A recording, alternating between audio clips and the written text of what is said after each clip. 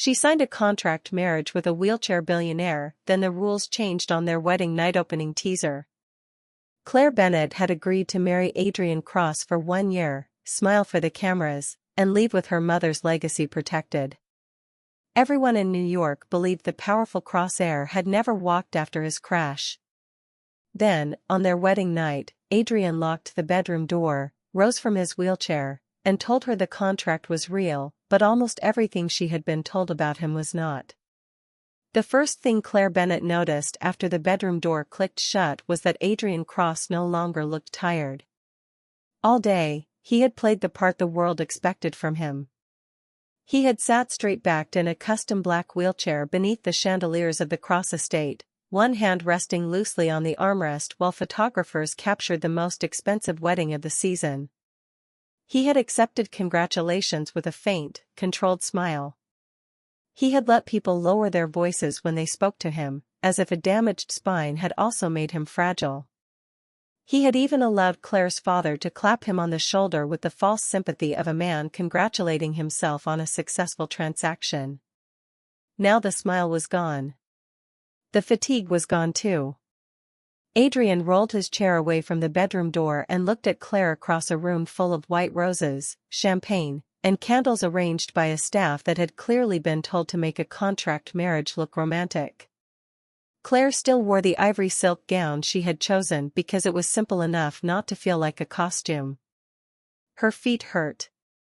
Her cheeks hurt from smiling. The diamond ring on her left hand felt heavier than it had at the ceremony. "I assume we should discuss logistics," she said. "We should." His voice had changed.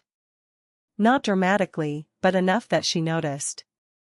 In public, Adrian spoke with the detached patience of a man accustomed to people waiting for him. Here, there was a dry edge beneath the calm. Claire crossed her arms. Separate rooms were in the agreement. Public appearances were limited to 12 a month unless there was an emergency. Neither of us interferes with the other's work.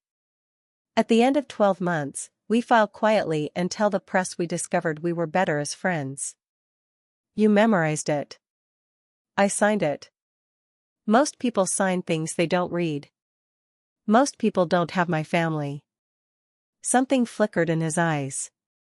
Claire expected him to answer. Instead, Adrian pushed the blanket from his knees.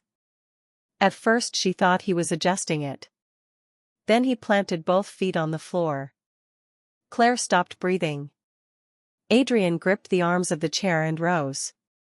Not with the shaky, uncertain effort of a man attempting an impossible movement. He stood slowly, carefully, but with unmistakable control. He was tall enough that Claire had to tip her chin upward when he straightened. The tuxedo that had looked elegant while he sat now revealed the full breadth of his shoulders and the lean strength of his legs. For 3 seconds, neither of them spoke. Then Claire said, very softly, "What the hell?" Adrian's mouth almost curved. "That's fair. You can stand." "Yes. You can stand." "You already said that." "Because I'm trying to decide whether I'm hallucinating or whether my husband has been lying to the entire country for 2 years. Mostly the second one." Claire stared at him. Adrian took 1 step toward her. She stepped back. He stopped immediately. That small reaction mattered more than she wanted it to. "Don't," she said. "I wasn't going to touch you." "Good. Because the agreement says." "The agreement says I won't." "And I won't." She glanced at the wheelchair, then back at him. "How long?" "How long what?" "How long have you been able to walk?" His expression turned more serious. "With assistance, about 18 months. Without it, 10. I still have nerve pain. Some days I still need the chair. Some days standing for 20 minutes feels like somebody is driving a nail into my lower back. The part that's false is not the injury. The part that's false is letting people believe I never recovered enough to walk." Claire's anger faltered, but only for a moment. "Why?" Because the crash wasn't an accident. The room seemed to cool around her. Adrian moved to the fireplace instead of coming closer. He rested one hand against the stone mantel, as if standing did cost him more than he wanted her to see. The brakes failed on a car that had been serviced 48 hours earlier, he said. My driver died. I spent 6 weeks in a hospital and 5 months learning how to move my left leg again. While I was doing that, somebody inside Cross Holdings moved money through 3 subsidiaries, replaced 2 members of my security team, and tried to push a competency vote through the board. Claire's thoughts rearranged themselves too quickly. You stayed in the chair so whoever did it would think you were weak. I stayed in the chair because people become careless around someone they've already decided is finished. And you married me in the middle of this? That landed. Adrian's jaw tightened. You were not supposed to be in danger. That isn't an answer. No. It isn't. Claire laughed once, without humor. Wonderful. Our first honest conversation is going beautifully. He looked at her for a long moment. Claire, the contract is real. The protections in it are real. The building on West 22nd Street was transferred to the foundation this morning. Your father's company no longer has a lien on it. Your mother's arts center is safe whether you stay married to me 1 day or 1 year. If you want an annulment tomorrow, my attorneys will handle it and the property remains yours. She blinked. That was not what she expected. You'd let me leave? I said this marriage would protect you. I didn't say it would trap you. You also didn't say you could walk. I know. The answer was so simple that it irritated her more. Claire turned away and walked toward the windows. Beyond the glass, the Hudson River was a dark ribbon beneath the November sky. The Cross estate sat on a wooded ridge north of Manhattan, close enough to the city for a board meeting, far enough away to pretend the world could not get through the gates. She had thought she understood why she was here. Her father, Robert Bennett, had promised Adrian a marriage alliance between their families nearly a year ago, back when Bennett Development needed cross capital for a hotel expansion. Robert's legitimate daughter, Vanessa, had been the obvious choice. Vanessa had attended 2 dinners with Adrian before announcing that she would rather move to Europe than spend her life pushing a husband through doorways. 3 weeks later, Robert had called Claire. He had not called her his daughter. He rarely did. He had called her practical. Claire had been practical enough to understand the threat hidden under the offer. Her late mother's community arts center occupied a 5-story brick building in Chelsea that Robert's company claimed as collateral on an old development loan. The paperwork was disputed. The lawsuit could take years. Claire could win and still lose the building to legal fees. Then Robert had offered a solution. Marry Adrian Cross in Vanessa's place, and Bennett Development would release every claim. Claire had told him no. The next morning, Adrian's attorney had contacted her with a separate proposal. 1 year. Her mother's building protected before the ceremony. Complete financial independence. No requirement to share a bedroom. No obligation to have children. No control over her career. A private exit clause she could trigger at any time if Adrian violated the terms. Claire had read the contract 6 times. Then she had signed. She had told herself she was buying freedom with a year of public inconvenience. Now the supposedly paralyzed man behind her was standing beside a fireplace. Was my father part of the crash? She asked. I don't know. She turned. That's why you agreed to the marriage. It's one reason. What's the other? Adrian said nothing.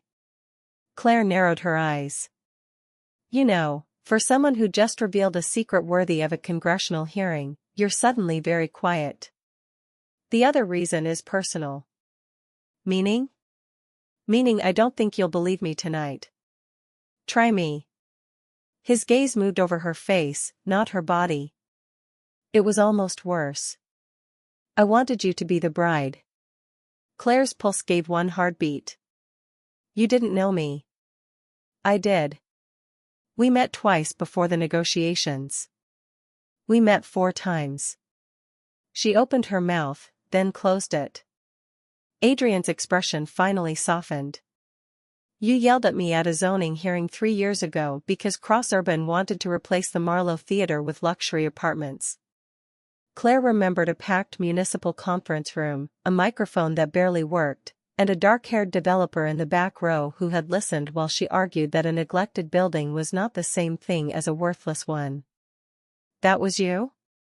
You called my proposal a beautifully formatted act of cultural vandalism. Claire winced. I was angry. You were right. We preserved the theater.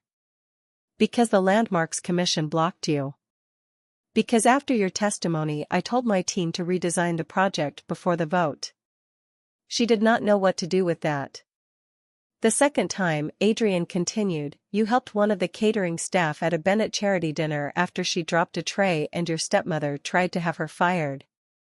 The third time you left early because Vanessa was making jokes about your mother. The fourth time was at the hospital after my crash. Claire stared. I never saw you at the hospital. I saw you. You were visiting a student from your arts program. He looked almost amused by her disbelief.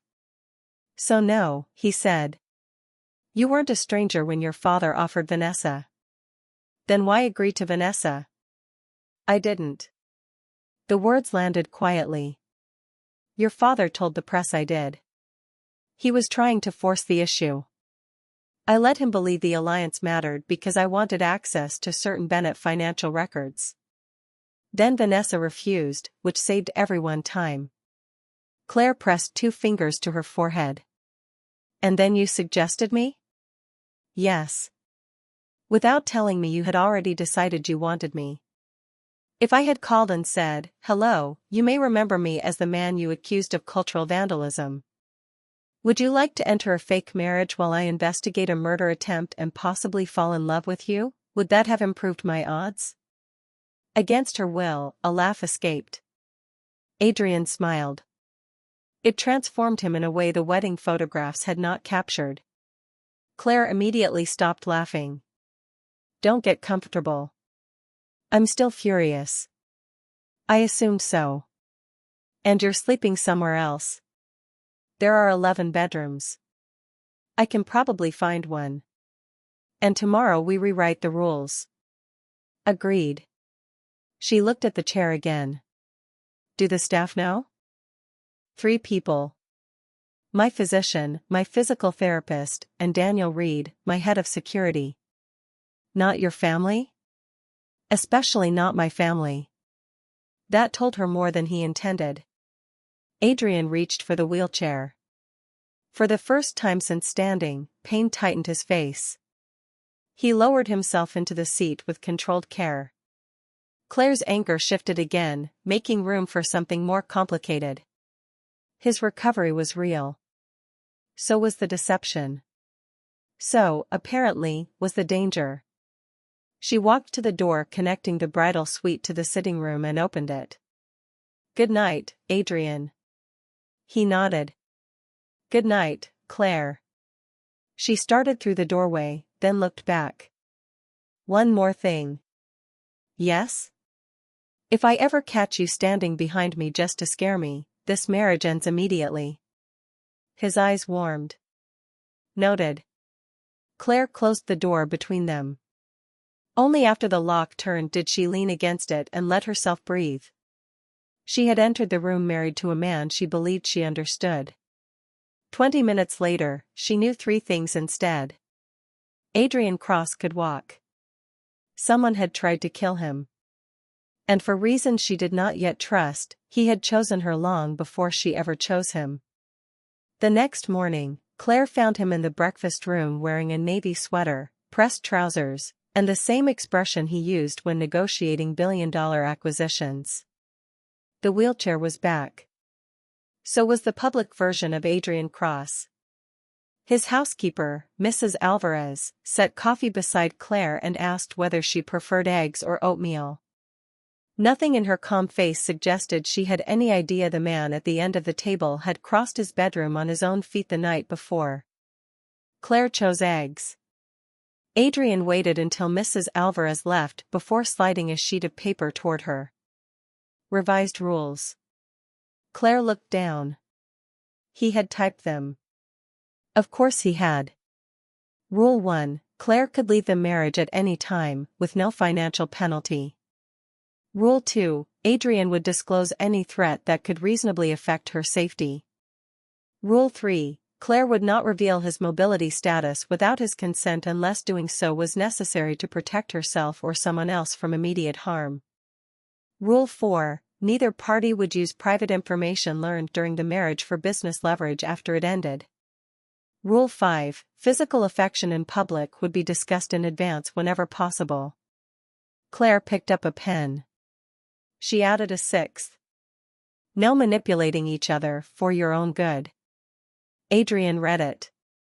That's broad. It's supposed to be. You realize you married into a family where manipulation is considered a recreational activity. Then you'll enjoy the challenge. She pushed the paper back. He signed. So did she. It should have made everything simpler. Instead, the new rules turned out to be the beginning of the problem. Because once Claire knew the man in the wheelchair could stand, she started noticing everything else he had trained the world not to see. The way his left hand occasionally tightened against the armrest after a long meeting. The nearly invisible brace beneath his trouser leg on bad days. The fact that he never allowed a stranger to push his chair. The small pause before he transferred from chair to car, as if calculating pain before he moved. She also noticed that people underestimated him constantly.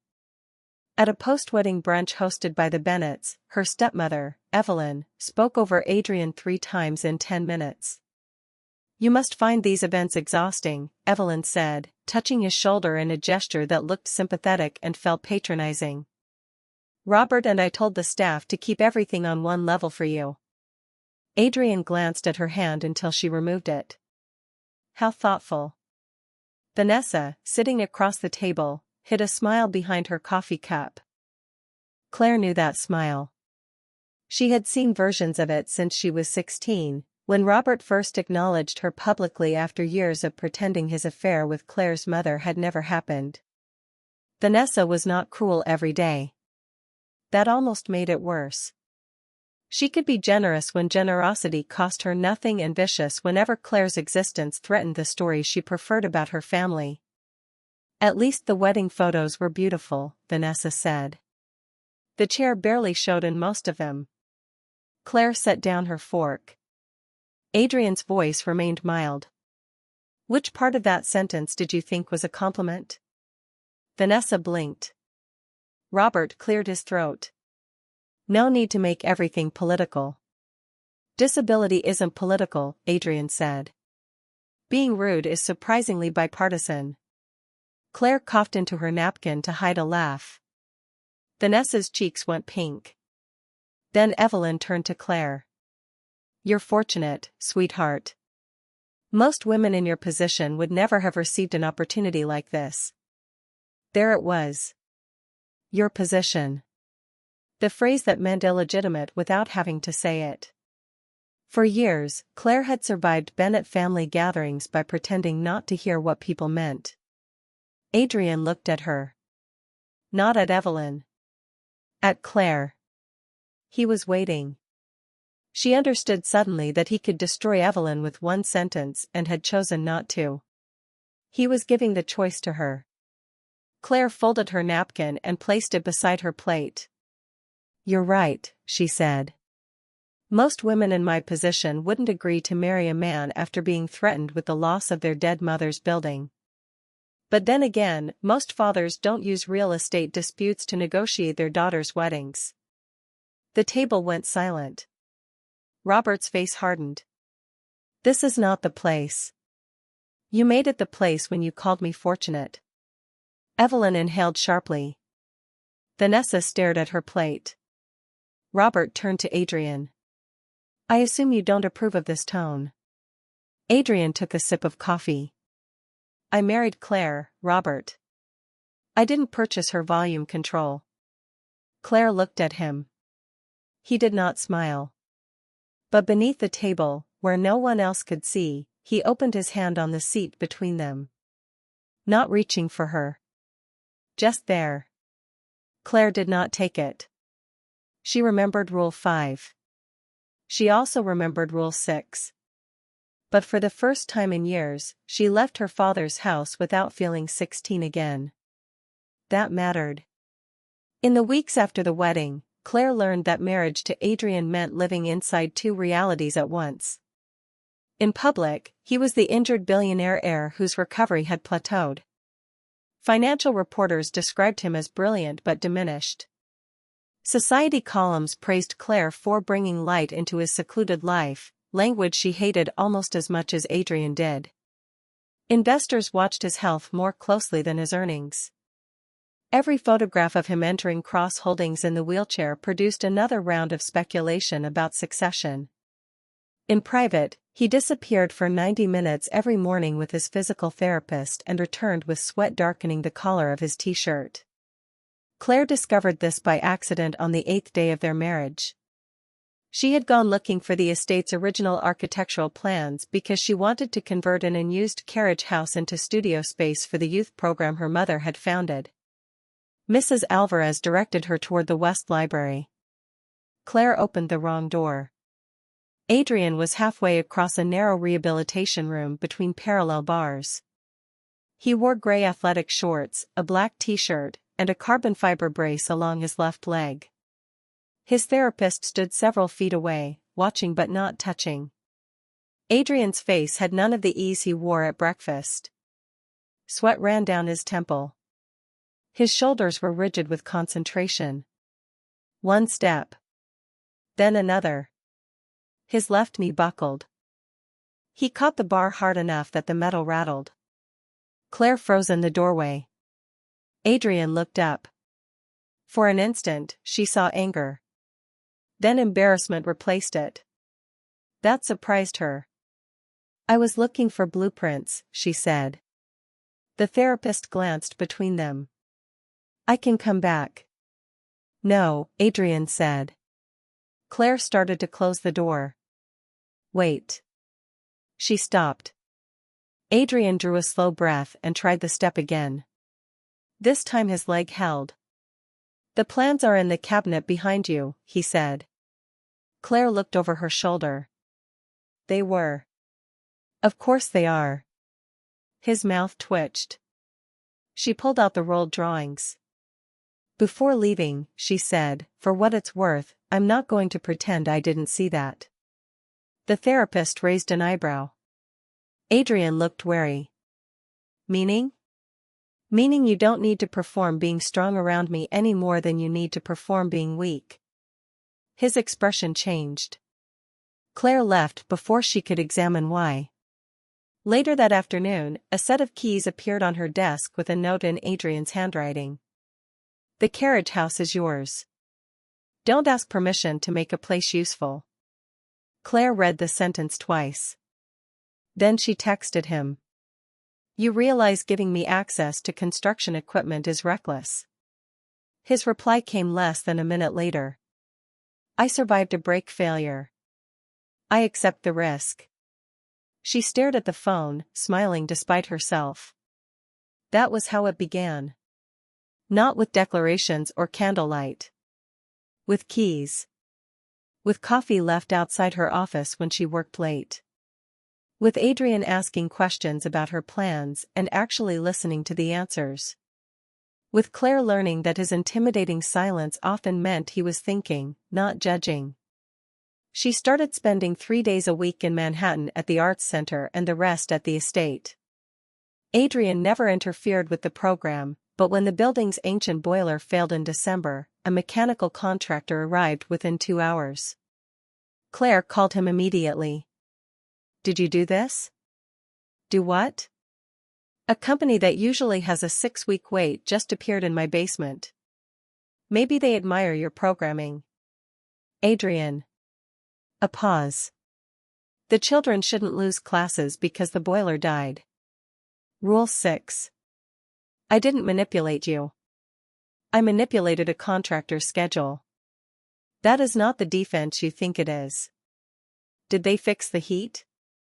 Claire looked through the office window at 12 middle school students painting cardboard cityscapes in a room that had been 58 degrees that morning. Yes. Then yell at me over dinner.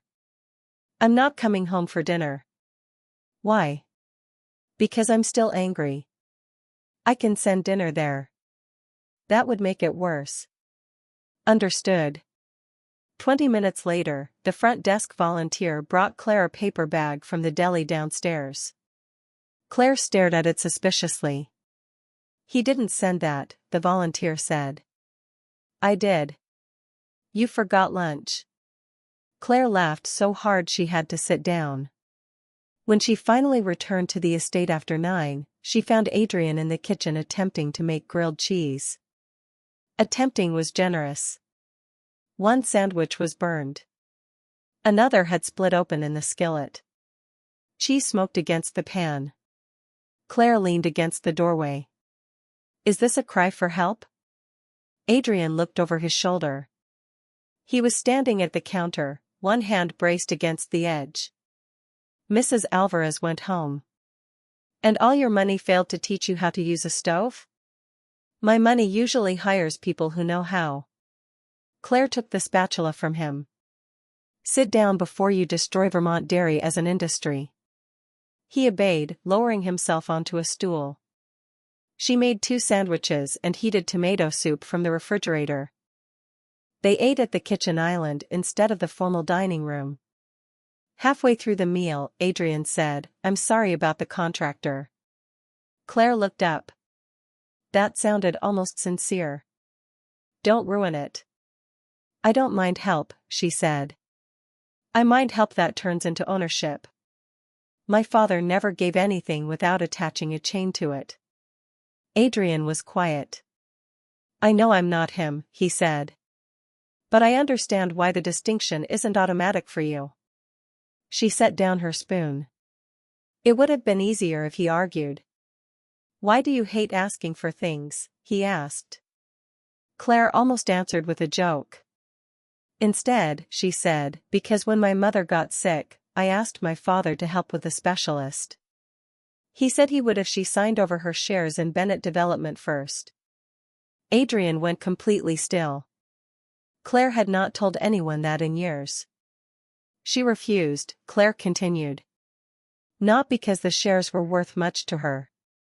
Because she said she wouldn't let him turn her illness into a negotiation. She died 8 months later. Claire. Don't. He stopped. She appreciated that too. After a moment, he said, Your father told me the shares were transferred before her death. Claire frowned. They weren't. Are you sure? I handled probate. Adrian's eyes sharpened in a way she recognized from boardroom photographs. What? Nothing yet. Rule 2. This isn't a threat to your safety. Rule 6. He exhaled. Cross Holdings received financial disclosures from Bennett Development during the proposed hotel partnership. They show Robert controlling 93% of the voting shares. That number only works if your mother's block was transferred or cancelled. Claire felt the old anger return, colder this time. Can you get me the documents? Yes. Not your lawyers. Me. They're confidential. She gave him a look. Adrian considered it. I can show you what I legally can and have counsel explain the restrictions on the rest. Fine. Claire. What? If your father forged a transfer, this is bigger than the building. I know. And if it connects to the shell companies moving money through cross subsidiaries, then our families are even more charming than advertised. He did not smile. Neither did she. The next morning, Claire sat in Adrian's private office with two cross attorneys and a forensic accountant named Naomi Price. The papers were worse than she expected. Her mother's signature appeared on a transfer agreement dated 3 weeks before she entered hospice care. Claire knew the signature was false before Naomi said anything. Her mother had lost fine motor control in her right hand by then. She signed medical forms with her left, shakily and in block letters. The elegant cursive on the transfer document belonged to a woman who did not exist. Claire touched the photocopy with one finger. He stole it. Adrian sat across from her in the wheelchair, his face unreadable. Naomi spoke carefully. We need an original and independent handwriting analysis before we make that conclusion. My father stole my dying mother's company shares. Claire, Adrian said quietly. She stood so fast the chair behind her struck the wall. Don't tell me to calm down. I wasn't going to. Good. She walked to the window, arms folded tightly across her body. Naomi continued. There is another problem. 2 years after the transfer, Bennett Development moved funds through a vendor called Northstar Mobility Consulting. Cross Holdings used the same vendor during the quarter of Mr. Cross's crash. Claire turned. Adrian's expression had changed. How much? He asked. Just under $4 million across both companies. Services? Security assessments, transportation logistics, accessibility consulting. The invoices are vague. Ownership? Layered LLCs. We're still tracing it. Claire looked between them. You think the company that helped my father hide money might connect to your crash? I think we don't use the word connect until we can prove it, Naomi said. Adrian's gaze remained on the documents. But yes, he said. That's what we're looking at. By the end of the week, the marriage had stopped feeling like theater. Not because Claire trusted Adrian completely. She did not. But secrets had a way of creating strange alliances. Once they knew their enemies might overlap, they began comparing pieces neither had considered important before. Claire remembered overhearing Robert argue with his brother about cross-exposure during her mother's funeral reception. Adrian remembered that Marcus Cross, his cousin and chief financial officer, had pushed aggressively for the Bennett Hotel partnership after the crash. Naomi traced Northstar Mobility to a Delaware corporation managed by an attorney who had once worked for Marcus. Then Daniel Reed found something worse. The mechanic who had signed the service report on Adrian's car had received a $75,000 payment from a Northstar affiliate 3 days after the crash. Where is he now? Claire asked. Daniel's face was grim. Dead. Overdose last year. They were in Adrian's study after midnight. Rain struck the windows. A fire burned low in the grate. Adrian sat behind his desk, the wheelchair angled slightly away from them. He had been quiet for several minutes. Claire knew enough about him now to recognize the difference between thinking and shutting down. This was the second one. Adrian, she said. He looked up. My driver had 2 daughters, he said. Claire's throat tightened. Until that moment, the crash had existed in her mind as an event that injured Adrian and created the lie surrounding his recovery. She had forgotten another man died. His name was Samuel Ortiz, Adrian continued. He worked for my father before me. He was supposed to be off that day. I asked him to come in because I changed my schedule at the last minute. That wasn't your fault. No, Adrian said. But guilt is rarely impressed by accuracy. Daniel shifted near the door. We still need proof Marcus ordered anything. And Robert? Claire asked. No direct evidence, Daniel said. But his company benefited from Northstar. Claire's phone buzzed. A message from Vanessa. Dad knows you're looking into Mom's shares. He is furious. Please don't come to the house alone. Claire read it twice. Then she turned the screen toward Adrian. His face went cold. You're not going there. That's not your decision. Correct. It's my strongly expressed opinion as the man whose car was sabotaged. Better wording. Claire. I'm not going alone. Good. I'm taking Vanessa to lunch tomorrow. Adrian frowned. You trust her? No. But she warned me. That's more than she usually does. He considered that. Daniel goes with you. He sits at another table. Fine. No earpiece. Now you're just enjoying this.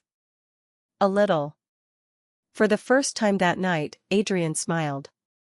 Then pain crossed his face so quickly Claire almost missed it. He shifted in the chair. Bad day? She asked. Long day. Daniel quietly left the room. Claire stood. What helps? Time. That's not what I asked. Adrian looked irritated. Which meant she had found the edge of his pride. Heat, he admitted. Stretching. Walking sometimes, if the muscles aren't spasming. Can you get upstairs? Yes. He put his hands on the armrests. Nothing happened. His jaw clenched. Claire waited. He tried again. This time he stood, but his left leg shook. She moved instinctively, then stopped before touching him. Do you want help? The question hung between them. Adrian closed his eyes for half a second. Yes. Claire offered her forearm. He took it. The contact was practical. His hand was warm. His weight was controlled, most of it still supported by the desk and his stronger leg. They moved slowly toward the couch. When he sat, he released her immediately. Thank you. You're welcome. Claire went to the cabinet where she had seen him store a heating pad. You know, she said, plugging it in, there is an astonishing amount of drama in this house for two people who signed a contract specifically designed to avoid drama. Adrian leaned back against the couch. The contract was optimistic. She handed him the heating pad. Their fingers brushed. Neither moved away quickly enough. Claire felt the moment change. Adrian did too. He looked at her with an intensity that made the room seem smaller. Then he said, Rule 5. Claire's heartbeat stumbled. We're not in public. Then perhaps we need a Rule 7. Which is? I don't kiss you unless you ask me to. Claire should have made a joke. Instead, she said, that seems unnecessarily formal. You married a man with typed rules. True. His gaze dropped briefly to her mouth, then returned to her eyes. Claire stood. Good night, Adrian. A shadow of disappointment crossed his face, but he nodded. Good night. She made it to the doorway before turning around. For the record, she said, I didn't say I would never ask. Then she left him staring after her. Vanessa chose a restaurant where the tables were so close together that privacy depended on everyone pretending not to listen. Claire arrived first. Daniel sat near the bar with a newspaper he never turned a page of. Vanessa came in 10 minutes late wearing sunglasses despite the gray weather. You brought security. You told me not to come alone. I meant bring Adrian. That would be subtle. Vanessa took off the glasses. She looked tired. For once, there was no polished Bennett smile. Dad knows cross people requested records from the old trust, she said. He thinks you put Adrian up to it. That's funny. I thought everyone believed Adrian couldn't do anything without assistance. Vanessa flinched. Claire regretted the line immediately.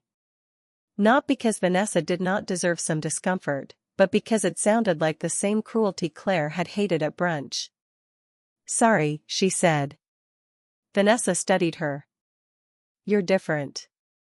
Marriage will do that. No. You used to apologize before you spoke. Claire looked down at the menu. What do you know about Mom's shares? Vanessa's face closed. She wasn't my mother. You know what I mean. A server brought water.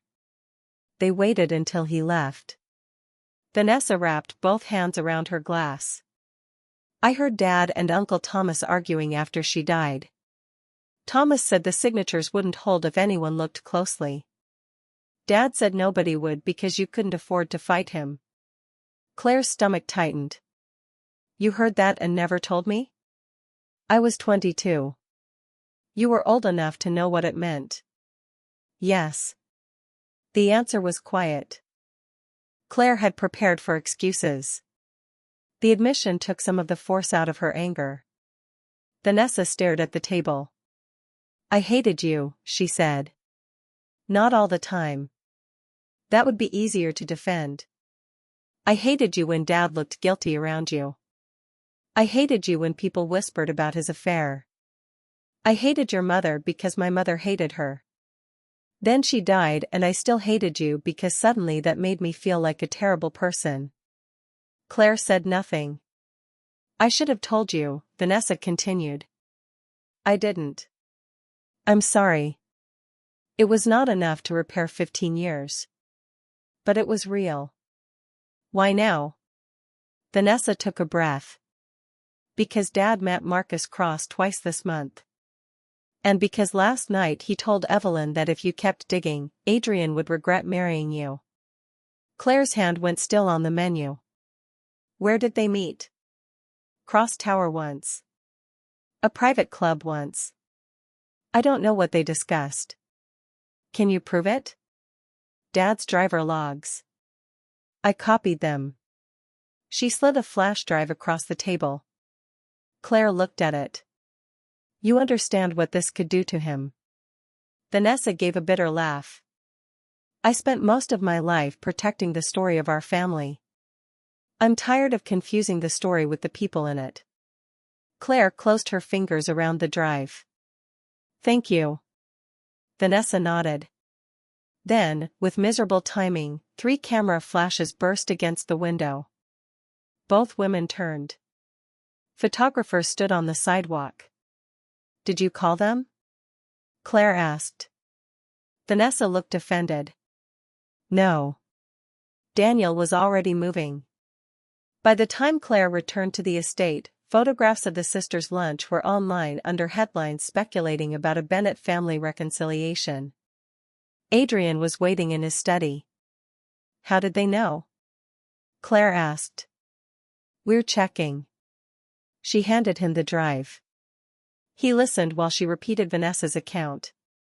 When she finished, he said, There's a Cross Foundation gala Friday night. Marcus will be there. So will your father. You think one of them leaked the lunch? I think somebody wants to know what Vanessa told you. Claire leaned against the desk. Then let's give them something to watch. Adrian's eyes narrowed. I don't like that expression. We go to the gala. We act perfectly normal. That was already the plan. More normal than usual. Now I'm concerned. We make them think I'm happy, distracted, and completely uninvolved in your business. You are happy? She stared at him. That is the part you heard? It was the interesting part. Claire felt heat rise into her face.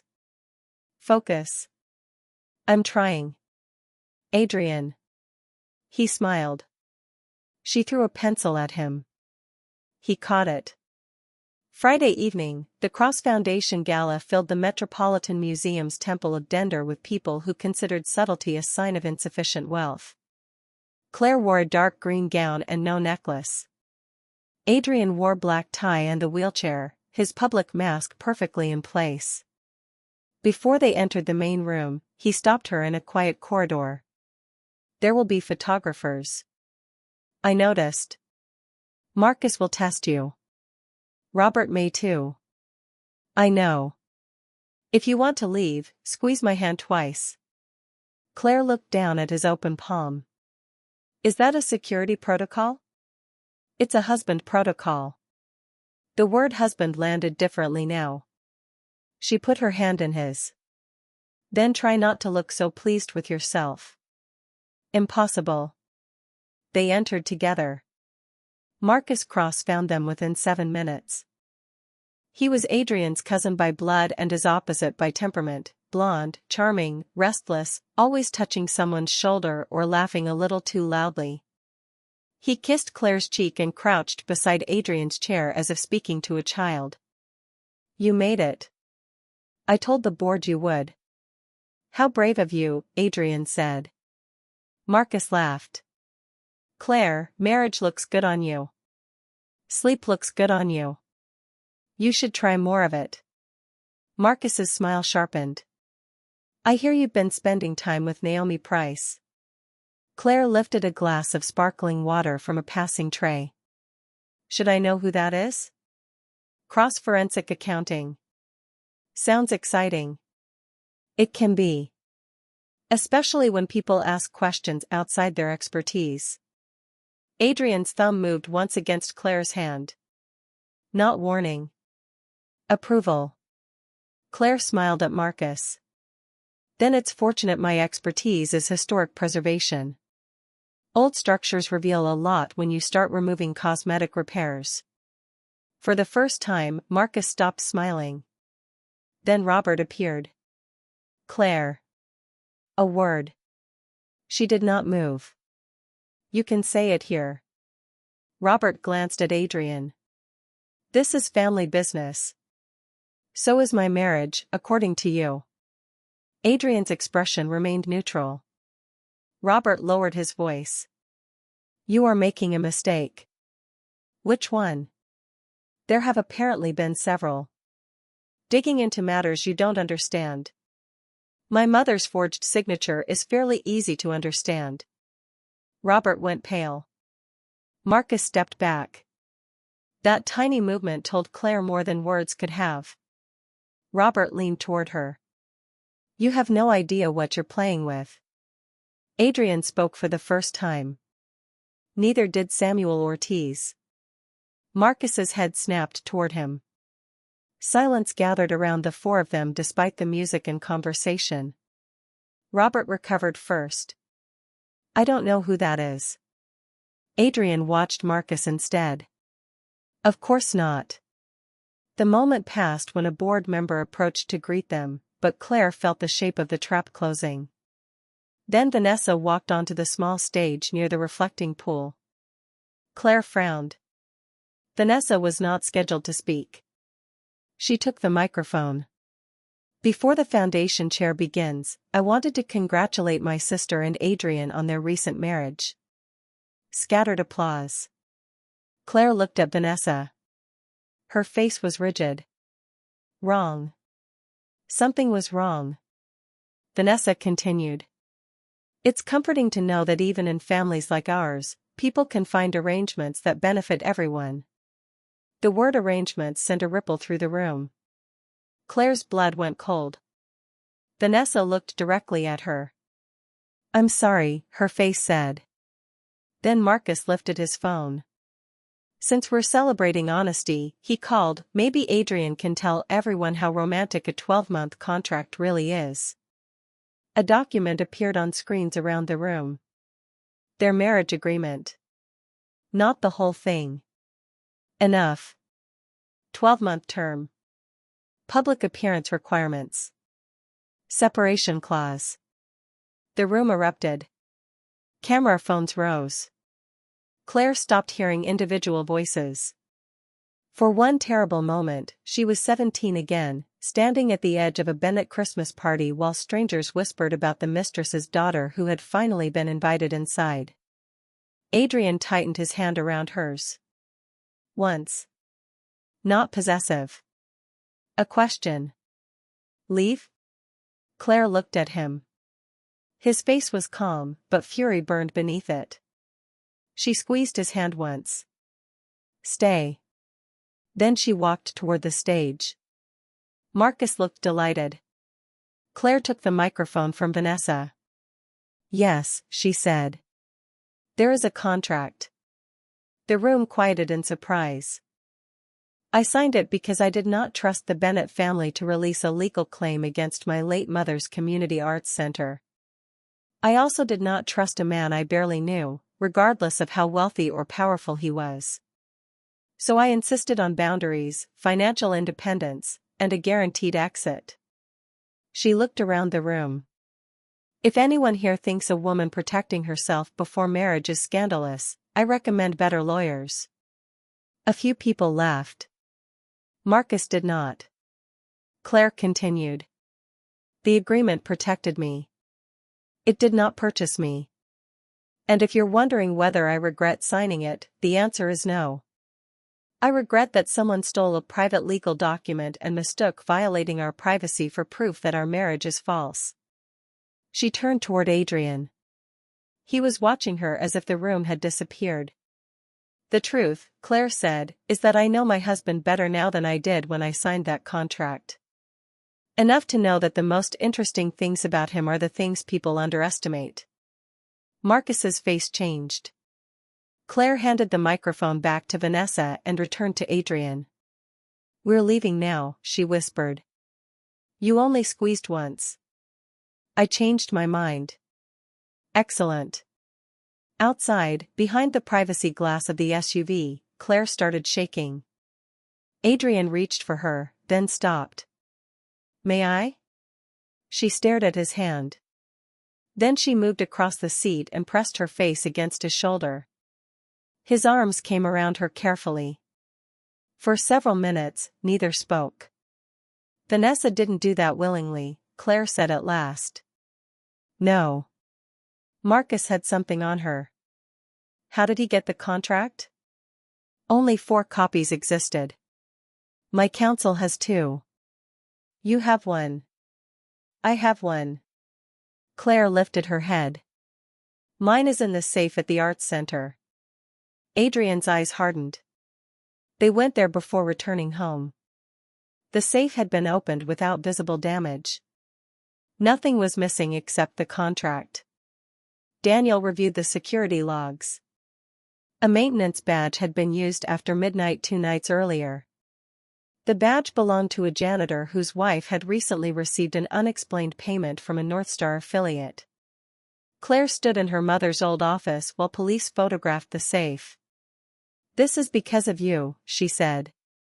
Adrian flinched. She hated the satisfaction that gave her, but the words were already out. My building was broken into because I married you. Vanessa was threatened because we were investigating your family. Yes. You said I wasn't supposed to be in danger. I was wrong. You knew there was a possibility. He did not answer fast enough.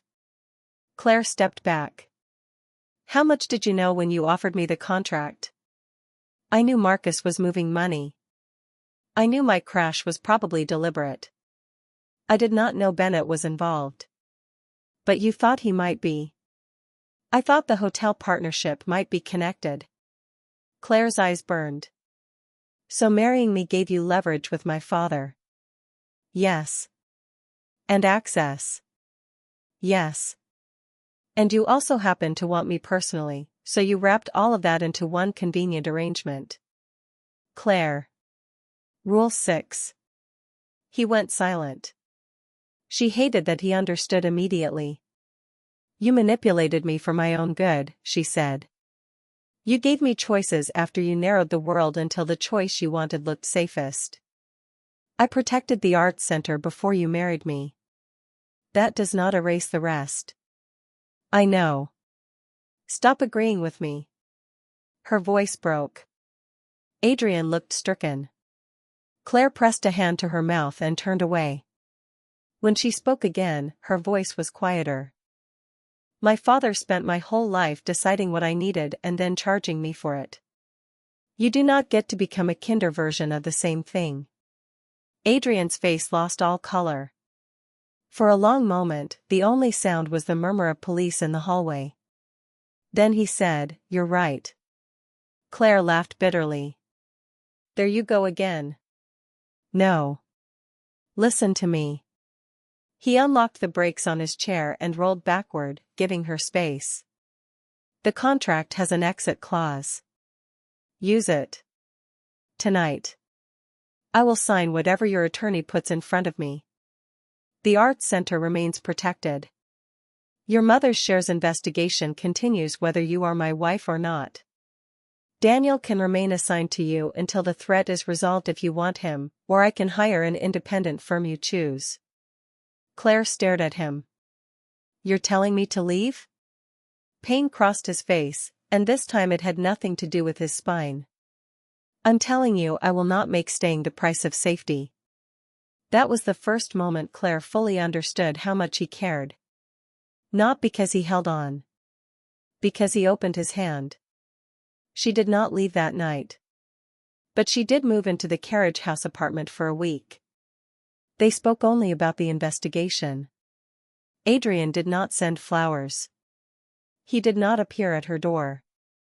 He did not manufacture reasons to see her. He obeyed the boundary so completely that Claire discovered, to her annoyance, that she missed him. She missed his dry text messages. She missed catching him reading 3 newspapers at breakfast. She missed arguing about whether 80-year-old windows could be restored instead of replaced. She even missed the irritating way he said interesting when he meant that is a terrible idea but continue. On the 6th night, a storm knocked out power across part of the estate. Claire saw a light in the main house and assumed the generator had started.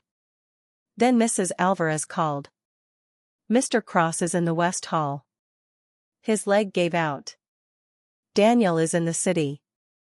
The therapist can't get through the roads. He won't let me call an ambulance. Claire was already putting on shoes. She found Adrian sitting on the floor beside the staircase, furious with himself. A flashlight lay nearby. I can get up, he said. I'm sure you can. That tone is unnecessary. So is lying on a marble floor to prove a point. She crouched several feet away. Do you want help? His eyes met hers. The question had become important between them. Yes, he said. With Mrs. Alvarez on one side and Claire on the other, they helped him onto a bench.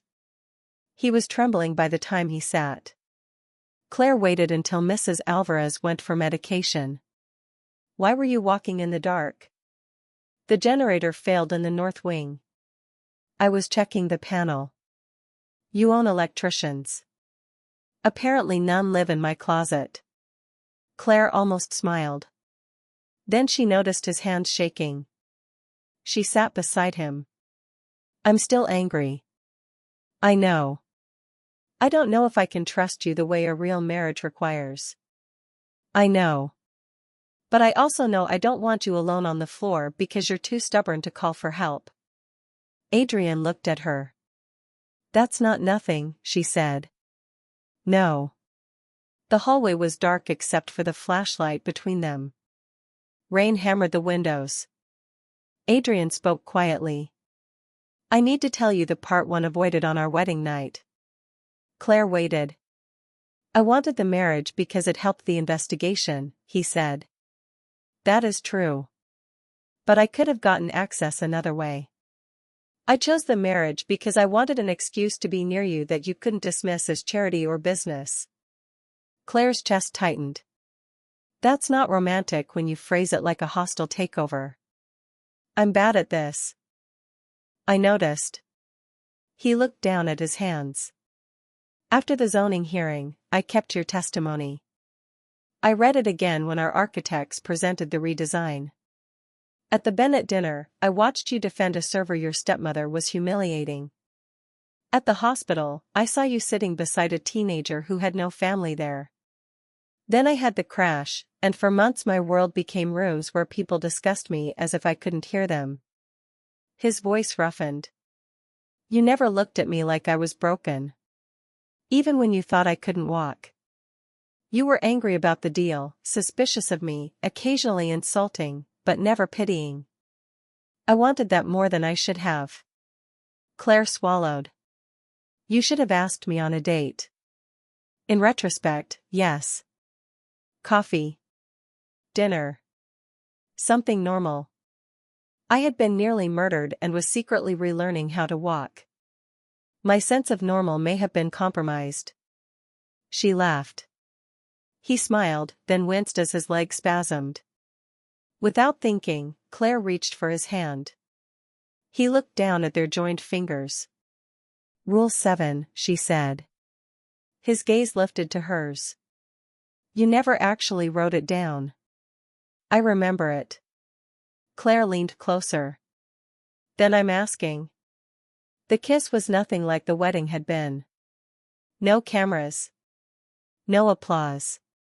No legal language waiting in a folder. Adrian touched her face as if he expected her to change her mind and wanted her to know he would let her. Claire kissed him again because she did not. When they separated, both were breathing differently. Still angry? He asked. Very. Good. I would hate to think one kiss had destroyed your judgment. Keep talking and I'll restore it immediately. He laughed softly. It was not forgiveness. But it was a beginning they had chosen rather than negotiated. 3 weeks later, Naomi found the proof. North Star Mobility was controlled through 2 shell companies by Marcus Cross and Thomas Bennett, Robert's younger brother. Robert had authorized payments. Marcus had arranged them. The mechanic's money came from the same account. More important, Daniel recovered deleted messages from an old Cross server showing Marcus discussing the service issue and timing Adrian's route on the morning of the crash. The evidence went to federal investigators and the district attorney. But Marcus moved first. He called an emergency meeting of the Cross Holdings board and filed a petition arguing that Adrian had concealed material health information from shareholders and was no longer capable of serving as chief executive. He circulated selected medical records from the months after the crash. He claimed Adrian's marriage contract proved instability and poor judgment. The meeting began at 9 on a Monday morning. Claire sat beside Adrian at the long table on the 48th floor of Cross Tower. Robert was there as an outside partner. Marcus sat across from them. For 2 hours, lawyers argued. Marcus performed concern beautifully. This is not personal, he said. Adrian is family. We all admire what he's endured. But investors deserve leadership that is transparent about its capacity. Claire nearly admired the nerve. Adrian sat in the wheelchair and said very little. At 10:47, Marcus called for the vote. Before the secretary could begin, Adrian placed both hands on the armrests. Claire knew the plan. Still, her heart hammered. Adrian stood. The room went silent. Robert's face emptied. Marcus looked as if someone had struck him. Adrian remained standing beside the wheelchair, one hand resting lightly on the table. Since we're discussing transparency, he said, perhaps we should improve it. He nodded to Naomi. Documents appeared on the screens. North Star ownership records. Bank transfers. The mechanic payment. The recovered messages. Then the forged transfer of Claire's mother's shares. Robert surged to his feet. This is privileged material. Some of it, Adrian said. The rest came from subpoenas you received this morning. The boardroom doors opened. 2 federal agents and 3 detectives entered with counsel from the company. Marcus did not run. Men like Marcus rarely believed consequences were real until someone put a hand on their shoulder. He looked at Adrian instead. You could walk this whole time? Adrian's expression was cold. Not the whole time. Recovery is more complicated than your imagination. Marcus laughed once, wild and disbelieving. You built all of this around a chair. No, Claire said. Everyone turned toward her. She looked at Marcus. You built your plan around what you thought the chair meant. Marcus's face hardened. The agents escorted him out. Robert remained. His attorneys whispered urgently, but he ignored them and stared at Claire. You did this to your own family. The old sentence. The old weapon. Claire felt its weight and discovered it no longer fit in her hands. No, she said. You did this to ours. I'm just refusing to hide it. Robert's mouth tightened. Your mother would be ashamed. Claire stood. You lost the right to speak for her when you forged her name. She walked out before he could answer. Adrian followed several minutes later, back in the wheelchair because standing that long had cost him. Claire was waiting by the windows overlooking Manhattan. How bad? She asked. My leg? Yes. I've had better mornings. You enjoyed the dramatic reveal. A little. She smiled. He reached for her hand. Are you all right? Claire looked at the city below. I thought this would feel like winning. Doesn't it? It feels like finally putting down something heavy. Adrian nodded. That may be better. The legal consequences unfolded over months, not days. Marcus was indicted on conspiracy, fraud, and charges connected to the crash. Thomas Bennett cooperated with investigators. Robert resigned from Bennett Development while his lawyers fought separate fraud charges involving the forged shares and company funds. Vanessa testified about what she had heard and provided records from Robert's office. She and Claire did not become instant best friends. Real damage did not disappear because a villain had been identified. But they began having coffee once a month, then twice. Sometimes they spoke about their father. Sometimes they did not. Claire's mother's shares were restored to her estate after a court invalidated the forged transfer. Claire sold most of them and placed the proceeds into an independent endowment for the Arts Center. She kept one share.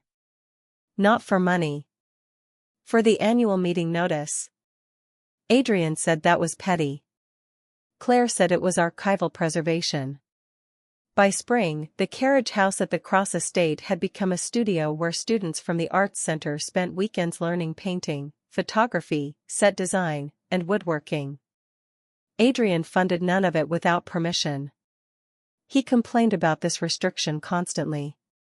I have an entire foundation, he said one Saturday while watching teenagers paint scenery for a play.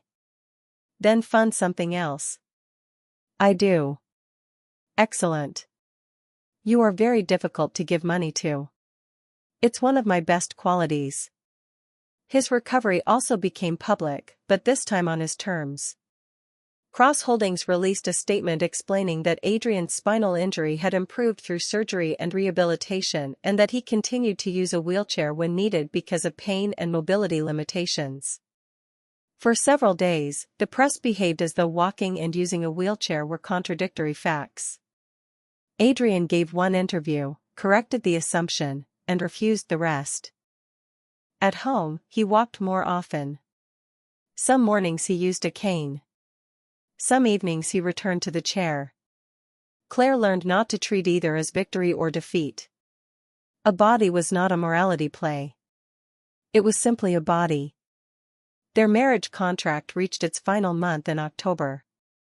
Claire knew the date without checking. Adrian pretended not to. That irritated her enough to be certain he knew it too. On the first Sunday of November, exactly 1 year after their wedding, he asked her to meet him in the library after dinner. A folder waited on the desk. Claire looked at it and felt her stomach drop. Adrian stood beside the fireplace with his cane. What is that? The documents ending the marriage. She looked at him. You filed? No. They're signed by me, not filed. If you sign, counsel can submit them tomorrow. Claire did not touch the folder. Why are you giving me these? His expression was steady, but she knew him now. His right hand was gripping the cane too tightly. Because a year ago you agreed to 12 months. I will not turn your silence into consent for a 13th. Claire's chest hurt. You could have asked what I wanted. I'm asking now. With divorce papers? I wanted the exit to be real before I asked you to stay. She stared at him for a long moment. Then she opened the folder. The papers were exactly what he said. No hidden clauses. No financial leverage. The arts center remained hers. Her assets remained hers. He waived every claim he could legally waive. Claire closed the folder. You're still terrible at romance. Adrian exhaled. I'm aware. She walked toward him. Do you remember the night you stood up in the bridal suite? Vividly. I thought I had married the most manipulative man in New York. Reasonable conclusion. Then I discovered you were also arrogant, secretive, controlling under stress, incapable of making grilled cheese, and deeply confused about the meaning of a simple date. This proposal is becoming alarming. Claire smiled. But you learned to ask before helping. You learned to tell me when you're scared. You learned that protecting someone and deciding for them are not the same thing. Adrian swallowed. I'm still learning. So am I. She took the contract-ending papers from the folder. For one wild second, she considered tearing them in half. Then she stopped. Adrian noticed. What? Paperwork matters. I've learned that. She set them carefully into the fireplace. Flame caught the corner. Adrian stared. Those were originals. Your lawyers have copies. You complain when I assume things. Fine. Do they have copies? Yes. Good. She watched the pages curl black at the edges. Then she turned to him. I don't want the contract marriage anymore. Adrian went very still. Claire stepped closer. I want the inconvenient version. The one where we argue about money and old windows. The one where you sometimes need the chair and sometimes leave your cane in places designed specifically to trip me. The one where I tell you when you're being impossible and you tell me when I'm hiding behind independence because asking for help scares me. His eyes shone. Claire. I want the marriage where neither of us has an expiration date written into it. Adrian set the cane against the chair beside him. Are you asking me to stay married to you? Apparently I have to do everything around here. He laughed, and the sound broke something open in her chest. Then he reached for her and stopped just before touching her waist. Even now. Still asking. Claire closed the distance herself. Yes, she whispered. His arms came around her. A year earlier, she had stood in a candlelit room and watched a man rise from a wheelchair, convinced the biggest surprise of her marriage was that he could stand. She understood now how little that had mattered. The harder thing had been learning when not to stand alone. Adrian had spent 2 years letting the world underestimate him because it helped him survive. Claire had spent most of her life making herself difficult to need because needing anyone had always come with a price. Their first contract had protected both habits. Their real marriage required them to give those habits up, slowly and imperfectly. Outside the library windows, the first cold rain of November moved across the Hudson. The estate lights reflected in the glass. Somewhere downstairs, Mrs. Alvarez was probably pretending not to wonder why dinner dishes had been abandoned for an hour. Claire rested her forehead against Adrian's. One condition, she said. Of course. If we ever renew our vows, no one is allowed to call it the wedding of the year. Agreed. And no 12-page contract. 5 pages? She pulled back. Adrian. 2? Claire laughed. He kissed her before she could answer, and this time there were no rules to consult, no photographers waiting beyond the door, no families using them as pieces in a larger negotiation. Only a choice both of them had finally learned how to make freely. The wheelchair stood a few feet away. The burnt contract settled into ash. And for the first time since Claire Bennet had entered the Cross estate as part of a bargain, neither of them was pretending the marriage was anything less than real.